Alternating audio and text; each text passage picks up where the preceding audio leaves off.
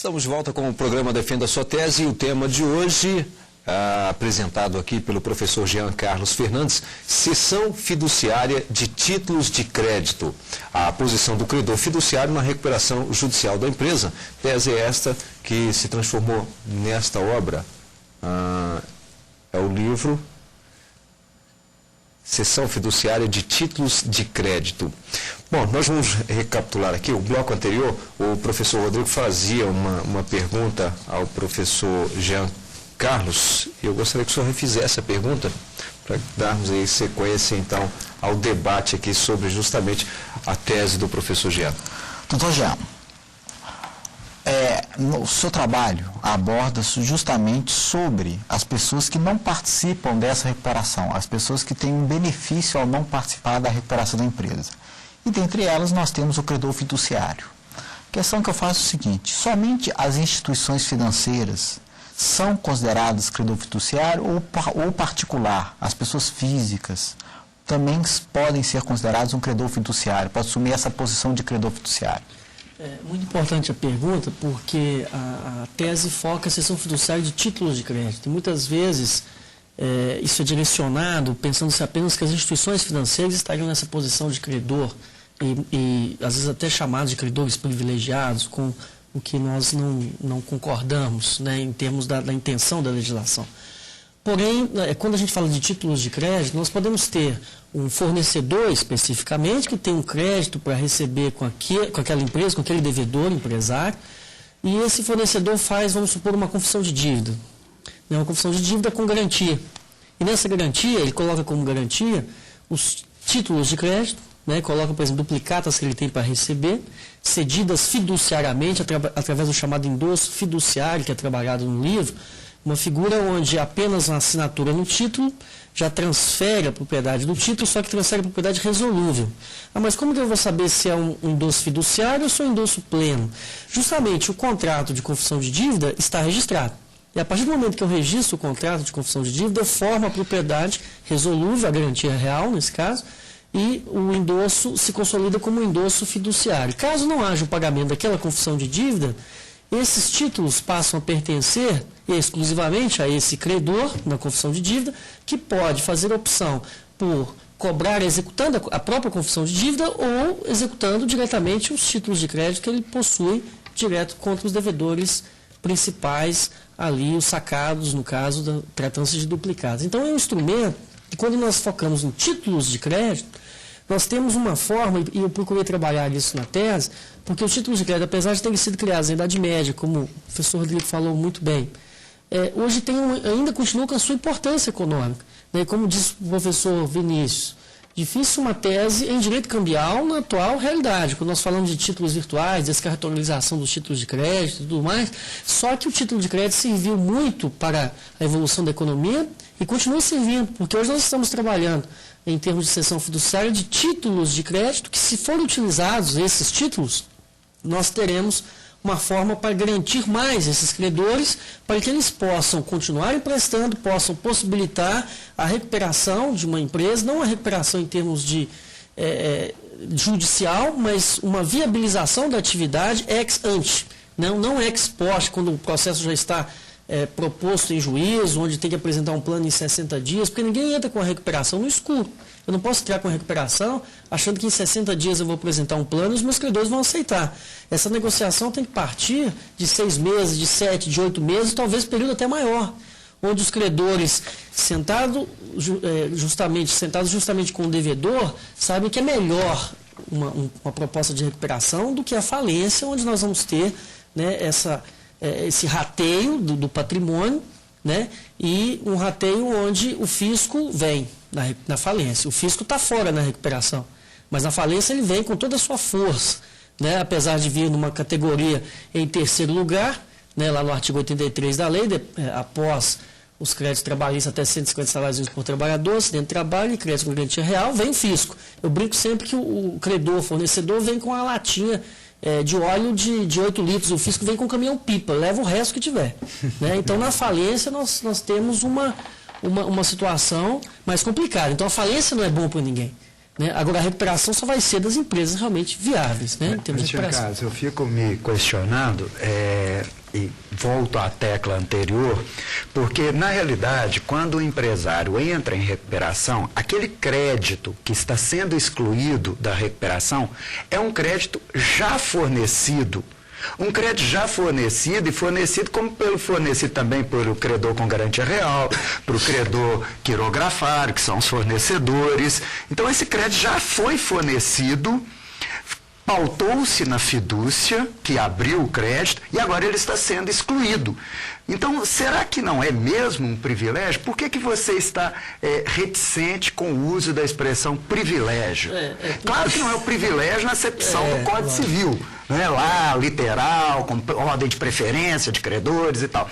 Mas, se o crédito já foi fornecido, né, quer dizer, como que eu vou me pautar, supondo que alguém pode pleitear uma recuperação e então optar por fazer uma cessão de crédito? Ou eu estou dando o caminho das pedras para os credores? Olha, encaminhe nesta linha que você sai da recuperação de empresa, ou encaminhe nessa que você sai da falência. Então, não seria um privilégio? Não, na realidade, essa palavra privilégio aí soa mal. Soa mal, mas senão a gente vai falar que os credores trabalhistas estão prejudicados, né? Não, sendo que eu acho que eles já estão com privilégio demais, eu já estou em outra linha. Aí tem que dizer, nós temos uma situação realmente de uma análise, de um princípio que não pode ser esquecido, que você colocou muito bem no início, da redução do custo do crédito, né? Que automaticamente reduz o spread. Né? E reduzindo, quer dizer, essa foi a intenção. Se ocorreu ou não, da mesma forma com a cédula de crédito bancário no início, que tinha essa intenção de reduzir principalmente os juros do cheque especial, que o contrato de cheque especial não podia mais ser executado. Então, o caminho era mais longo para o recebimento daquele valor por parte das instituições financeiras. Em razão da súmula 233 do STJ, falando que o contrato de cheque especial não é título executivo, é judicial, e depois a súmula 258, falando que a nota promissória vinculada a esse contrato também não tem liquidez. Veio a cédula. E a 247 mandando para ação monitória. Para ação monitória, justamente. Aí depois veio a legislação que criou a cédula de crédito bancário com essa intenção de trazer um meio mais rápido para os bancos receberem o valor do cheque especial, e, em razão disso, reduzir os juros do cheque especial. Não foi o que ocorreu, né? Mas a intenção foi essa. A intenção da lei, sobre esse aspecto de redução do custo do crédito, tirando alguns credores do seu alcance, foi também de reduzir o spread bancário. Quer dizer, reduzindo esse risco, nós vamos reduzir os juros, né? Estamos passando por uma situação hoje econômica que, para reduzir juros, nós tivemos que ter foi a redução dos impostos, né? Uma situação um pouco contraditória, porque o fisco não entra na lei, né? Se a gente for olhar em termos de privilégios, de prejudicados, eu posso falar que o maior privilegiado disso tudo é o fisco. Ele não apenas não entra, como se você o dever, você ainda vai falir. Porque você tem que apresentar a CND para sair da recuperação. Agora, você entra devendo tributo e sai. E se nós colocarmos que o Instituto é para os bancos, nós vamos colocar os bancos como os grandes privilegiados, nós vamos esquecer dos fornecedores. Vamos esquecer de outras pessoas que são aqueles destinatários também dessa garantia. E que, fornecendo e tendo essa garantia, vão fornecer mais, vão viabilizar mais, num ambiente, como eu disse, de equilíbrio, de discussão. Agora, o fisco, além de não entrar na recuperação, tem um artigo 57 que fala que para conceder recuperação tem que ter comprovação de quitação fiscal. Quem tem quitação fiscal não precisa de recuperação. Quem não deve o fisco não precisa de recuperação. Né? E também, para conceder ou a comprovação de quitação, o parcelamento, na forma de lei específica, que agora com a reforma tributária nós vamos poder tomara, viabilizar mais isso. Mas é estranho, né, falar de preservação da empresa, falar de função social da empresa e falar de um Estado que não participa da recuperação de empresas e que está na frente, lá na falência dos próprios fornecedores. Então, na realidade, eu não gosto de tratar da palavra privilégio justamente em razão de que, para mim, o maior privilegiado não são esses credores aqui se eu for levar para o lado do privilégio de cessão fiduciária. Mas eu tenho um privilegiado maior aí que sempre esteve e, pelo jeito, não quer abrir mão desse privilégio. A não ser que aí você coloque uma escala de prioridade e depois sim de privilégio. Um é prioritário, o outro seria privilégio. Aí daria para se tratar talvez de uma outra forma. Eu fico... com relação à questão da falência, aí há um novo entendimento com relação a quem assume essas dívidas já de quem teve, no caso... abriu a falência, né, digamos assim. E aí a responsabilidade agora recai sobre aquele que permanece, na verdade, sobre aquele que já devia, e não com aquela aquisição toda. Mas do seu ponto de vista, seria o que isso? É uma forma de manter geração de emprego? Essa seria mais, agora a prioridade já não seria mais pagar a quem tem a dívida, né? Afinal de contas, acaba sempre recaindo. É melhor ter para receber do que não ter, mas nesse caso, torna-se difícil receber, né? Olha, o grande mérito da lei foi separar a sorte da empresa da sorte do empresário. E ela faz isso muito bem na falência. Porque nós tivemos na falência a antecipação da realização do ativo. São artigos chaves dentro da lei 11.101, o artigo 108, o artigo 139 e o artigo 140. Esses 3 artigos resumem muito bem a intenção, lógico, com o próprio artigo 75, que fala qual que é a finalidade da falência. A finalidade da falência é promover o afastamento do devedor, a fim de otimizar a utilização produtiva dos seus ativos, inclusive os intangíveis da empresa. Ou seja, decreta a falência, o administrador judicial é nomeado, arrecada os bens, e ao arrecadar os bens, ele já promove a venda desses bens. Quando ele promove a venda logo no início, o valor arrecadado é muito maior do que se deixar os bens num depósito, como ficava antigamente, inclusive a própria marca, né, que tem um valor aí que pode ser preservado na falência, até, né? Consegue um valor maior, esse valor é depositado à disposição do juiz para pagar os credores daquele empresário falido. A atividade econômica continuou e continua sendo exercida, agora sob a titularidade de um outro empresário, que a comprou sem a sucessão. Aí, para poder viabilizar isso, tivemos que afastar a sucessão tributária, com a Lei Complementar 118 de 2005, que alterou o artigo 133 do CTN, né, e o próprio artigo 141, inciso 2 da Lei de Recuperação e Falência, afasta a sucessão tributária e a sucessão de querente trabalhista. Agora o Supremo se pronunciou recentemente sobre a questão da competência para dirimir essas matérias envolvendo a recuperação do juízo comum e não do juízo trabalhista, né? Porque justamente nós tivemos uma separação dessa sorte da empresa e do empresário e também a viabilização da recuperação na própria falência, afastando a sucessão das obrigações do falido. Então, a lógica é essa. E o direito empresarial ele tem que ser entendido com 3 figuras dentro do direito empresarial. Quem é empresário, o que é empresa e o que é estabelecimento. Se eu souber o que é empresário, empresa e estabelecimento, o resto é fácil. Eu só vou encaixar, porque na falência eu não vendo empresa, eu vendo estabelecimentos. Mas eu vendo estabelecimentos como um todo para viabilizar a atividade que é a empresa. Agora, eu preservo quem? Eu preservo a empresa, a atividade, e o próprio empresário, né, que está exercendo aquela atividade. Agora, eu vou quebrar quem? Vou falir quem? O empresário, não a empresa. Aí, eu entendendo as 3 figuras, eu consigo verificar o sistema como um todo. Essa questão da venda para pagar os credores, e que foi debatida na ADI do Supremo 39-34, ela representa o próximo problema que tem que ser solucionado na recuperação de empresas, porque o Supremo disse que não há sucessão lá, porque se vende para pagar o próprio credor. Né? Porque antigamente se vendia, imaginava-se para fraudar. E dentro dessa linha de orientação, o que a gente tem visto e que me preocupa como próximo fator a ser solucionado é porque os juízes, alguns, claro, juízes do trabalho, ativistas, têm optado por uma solução que é desconsiderar a personalidade jurídica, e eu vou no sócio e fraudo todo o processo de recuperação. Né? Quer dizer, uma maneira de privilegiar, né, dentro daquilo que você falou para nós, mas fora da lei. Uma outra coisa é você privilegiar para preservar a atividade, que é o objeto da cessão fiduciária, da alienação fiduciária, que são credores que estão, entre aspas, você não gosta da palavra, privilegiados, dentro da lógica da preservação desta atividade. Né? E não um privilégio criado por ativismo judicial, para prejudicar a atividade. Né? Porque quem é que vai comprar uma atividade, um estabelecimento, correndo o risco de herdar passivo tributário, previdenciário, trabalhista e uma infinidade de outras questões. Dentro dessa lógica, sim, né? Quer dizer, algo que se conjuga e que foi objeto desse trabalho seu. Né? Justamente. Essa parte da viabilização, afastando a sucessão, foi um ponto importantíssimo. Essa última discussão que foi travada com relação à competência da Justiça do Trabalho e da Justiça Comum, e foi um passo importante para atender aos objetivos da Lei 11.101 de 2005. Isso é bom que seja colocado. Eu acho que o grande problema dessa lei, da lei da recuperação, que teve o objetivo de resguardar a atividade econômica, salvar emprego, a utilidade produtiva, a riqueza no país. Eu acho que o problema foi ele ter excluído, né, a sociedade simples. Quem que são as sociedades simples?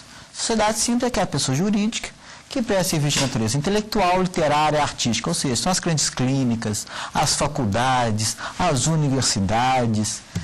Então, o nosso direito, né, a intenção da lei foi justamente preservar a atividade econômica, a atividade produtiva, a geradora de emprego, renda. E o que o senhor pensa, doutor Jean, sobre essa exclusão da sociedade simples? Você acha correta que não é uma atividade empresária, então tem que ficar de fora, ou a sociedade simples já é uma atividade que mereceria estar dentro dessa nova lei de recuperação? O nosso sistema é um sistema que não seguiu algumas orientações, como, por exemplo, o sistema português, que lá nós temos uma abrangência maior, insolvência num contexto maior. Aqui nós temos uma questão de política legislativa. Nosso legislador resolveu, lá no Código Civil, quando adotou a teoria da empresa, a partir do artigo 966, de separar quem é empresário e quem não é empresário. No parágrafo único do 966 fala que não se considera empresário quem exerce atividade intelectual de natureza literária, artística ou científica, ainda com concurso de colaboradores, salvo se constituir elemento de empresa. Não vou entrar no mérito desse artigo horroroso, né, vamos falar assim, mas separou as atividades intelectuais. E depois separa a cooperativa, né, no artigo 982, que ela é simples, e algumas atividades vamos dizer, sociedades, que entra no conceito de sociedade simples, como a sociedade de advogados, por exemplo, né, que tem a legislação própria do Estatuto da OAB. Porém, são sociedades, na concepção e na abrangência do próprio artigo 981 do Código Civil, que fala que celebram contrato de sociedade as pessoas que se unem para um objetivo comum e a partilham entre si dos resultados. Todas visam lucro. Todas buscam lucro, todas buscam partilha de resultados. Agora, nem todas estão na recuperação, nem todas têm acesso à recuperação. E é um contrassenso, às vezes, porque se uma atividade rural, que está excluída da legislação, aquele que exerce atividade rural está fora, uma sociedade que tem como objeto a atividade rural, fora. Mas se ela se registrar na junta comercial e ficar lá durante 2 anos registrada, pode acessar a recuperação. Então vejam que o critério legislativo, de política legislativa, não um critério científico, um critério de você falar assim, não, essa aqui não pode porque essa aqui não tem finalidade lucrativa, ou que é A, B, C ou D. Então, a legislação, no meu entendimento, deveria ter possibilitado também a recuperação para todos aqueles que exercem atividade econômica, né, e uma atividade econômica que vise a partilha de resultados, né, excluir aí associações, fundações que não têm objetivo de lucro. Né, o legislador foi tímido sobre esse aspecto e manteve uma tradição do próprio direito brasileiro de separar a sociedade civil e a sociedade comercial. Né, comerciante daquele que não é comerciante, falência para comerciante, né, e insolvência civil para quem não é comerciante. Então nós ficamos nessa mesma linha. Então é uma questão de política legislativa, a meu ver. Professor Vinícius. Eu penso que essa política legislativa brasileira, ela cria algumas excrescências como essa que o Rodrigo bem observou, né, Rodrigo? Eu particularmente acho que você deveria generalizar para toda a atividade econômica. E eu iria pensar já até na extensão disso, sim para as fundações, sim para as associações, para qualquer entidade, como no sistema que permitiria uma recuperação ampla. E você acaba criando uma situação anômala, porque a Lei 11.101 traz uma série de facilitadores para resolver esse problema que não se verifica na insolvência civil, que não tem nem mesmo procedimento recuperatório. Assim sendo, eu fico me questionando se realmente essa política legislativa é a política que deveria ser adotada. Eu não concordo com ela. Justamente. Velho princípio da isonomia. Velho princípio da isonomia. Só porque a pessoa adotou um tipo de constituição diferente, apesar da atividade ser a mesma, uma clínica e um hospital, o hospital pode pedir recuperação, mas a clínica não. Por quê? Porque o hospital é uma sociedade empresária e a clínica é uma sociedade simples. Seu objetivo é justamente resguardar a atividade econômica, geração de emprego, renda, imposto, bem-estar social. Essa diferenciação, sabe, eu acho que o primeiro que alegar eu acredito, no Supremo, nos tribunais superiores, que fere o princípio da igualdade, eu acho que tem grandes possibilidades de ganhar sobre essa tese. Todos para que você tenha razão, porque eu estou preparando a recuperação para uma fundação hospitalar, porque muitos hospitais, infelizmente, no país não estão em situações que permitem uma recuperação. E para eles não há solução, não há nenhuma solução jurídica, a não ser liquidar o hospital, quer dizer, uma loucura sem cabimento, né? Aí já a fundação mantenedora do hospital. Né? Esse entendimento tem que ser conformado de acordo com o artigo 170 da Constituição Federal. Que lá nós temos os princípios da ordem econômico-financeira. O estímulo à atividade econômica não fala que é estímulo à atividade econômica só empresarial ou que exclui uma sociedade simples, que exclui uma fundação. Quer dizer, na ótica principiológica da Constituição Federal, né, nós temos o exercício dessa atividade econômica, geradora de empregos, inclusive com tratamento diferenciado para ME e EPP, né, um tratamento mais simplificado, é isso justamente, mas estimular a atividade econômica, o que uma fundação faz, o que uma sociedade simples como uma clínica médica faz, né, então nós temos uma abrangência aí que o legislador não se tocou em razão de um sistema de insolvência, né, mas não só um sistema de solvência empresarial, mas que fosse um sistema de solvência para toda a atividade econômica. Realmente é um passo, nós já demos um passo, né, saímos de um sistema liquidatório que durou 60 anos praticamente, né, mas e fomos para um sistema desse. Da concordata, né, voltemos não à falência, mas à concordata, que foi o instituto que foi substituído pela recuperação judicial. Quais são os grandes ganhos que você enxerga entre a transmutação da concordata para a recuperação? O que eu defendo e coloco na obra, justamente porque a lei privilegia, como diz não privilegia, corrigia, né? Como diz o professor Rodrigo, está contaminando. Justamente ela prioriza em termos da maior participação dos credores. Os credores participam mais através da Assembleia de Credores. Mas a lei de 1909... Também tinha. Também tinha. Só que na Lei 11.101 nós temos o artigo 50 com várias formas para recuperar uma empresa. Não apenas a moratória, né, que era a concordata, 24 meses, com juros de até 12% ao ano. Ou seja, era um plano imposto aos credores. É como se fosse Você marcava um X, um qual a sua opção? Eu quero esse aqui. Não, esse é discutido, um plano é feito pelos credores, em conjunto, lógico, o devedor apresenta, os credores podem pedir a reformulação, né, podem, para não rejeitar o plano de imediato e conduzir à falência, vamos apresentar um plano alternativo. Então, tem maior participação dos credores, diferente do que ocorria na concordata em termos de métodos, né? Porque nós tínhamos a lei de 1929, depois a lei de 1945 e agora de 2005. A de 1929, tínhamos a concordata com natureza contratual, em 45 evoluímos para a concordata como um direito, voltamos na 2005 à lógica de 1929 com um novo nome, a recuperação de empresas com natureza contratual.